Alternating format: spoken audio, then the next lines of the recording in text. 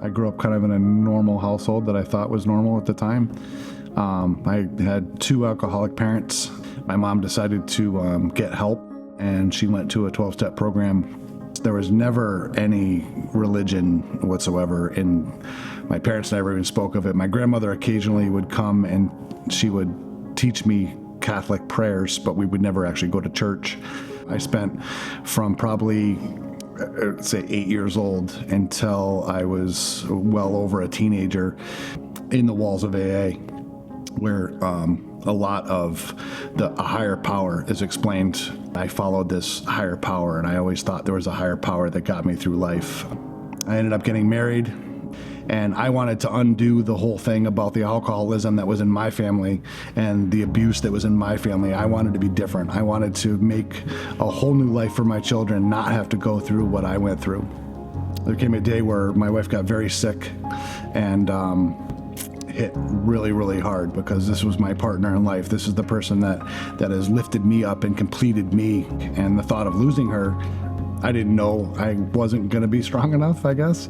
But she started getting sick, and I'm a drywall contractor by trade. I got a call from a customer saying that something happened to the repairs I've already done at their house, and I said, I'll come back. And there was a Google Dot that was playing, definitely Christian music, and I just started like crying.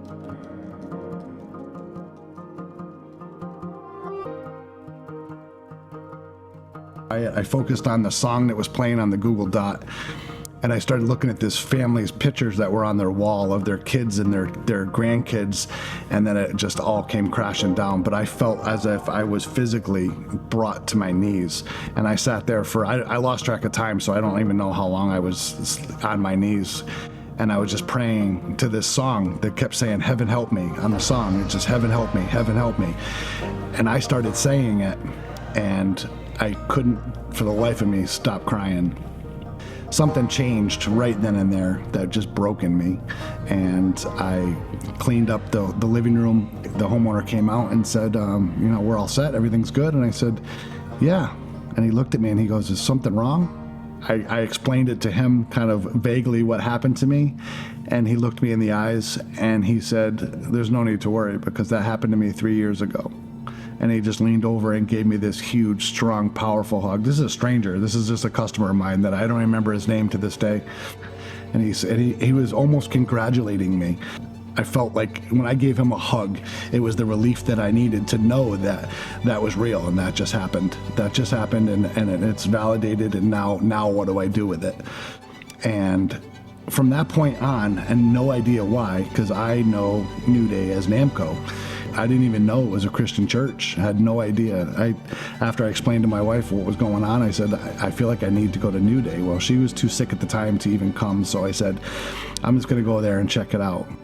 When Mike and even Andrew were preaching, it spoke to me so much. We're like, this is my instructions. These are the instructions that I need to pay attention to.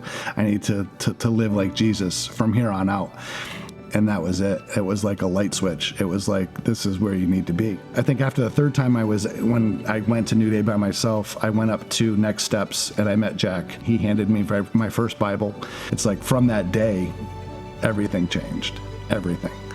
And I didn't realize that God gave me the strength to get through the next few years, that I'm going to need everything that I got to get through it. My sister-in-law came up to me and she says, "There is something hugely different about you." And that's what I told her, kind of what happened. And she goes, I knew it. You can see it. I was depressed, and I was crying, and I was upset, and I was anxious, and I was worried, but it didn't really matter. It's like I knew I was going to get through it. But I really think that otherwise I wouldn't even be looking for help, because I was just that stubborn guy. I got it all on my shoulders anyway. No big deal. I'll just keep carrying this. For the next 3 or 4 years, it was just day after day of hospital visits and doctors' phone calls and medications, and we both just couldn't even deal with it anymore. And it felt like Jesus, take the wheel, honestly, because every time that I would do that, everything would kind of just stay on track. Everything would head in the right direction. I remember when I decided to get baptized, my wife and I both made the decision, and we said, it's about time. Being put into the water and pulled back out again, I gasped. I felt like I was underwater for a minute or two where I came up and I gasped, and people have tears in their eyes, and people have their hands up, and the togetherness of the church during worship is just absolutely amazing, where everybody takes a second to listen to these songs and say these words to become one. The easiest way to explain it is looking around at all the broken people and knowing that I am just as broken as everybody else, and we're all here for the same thing.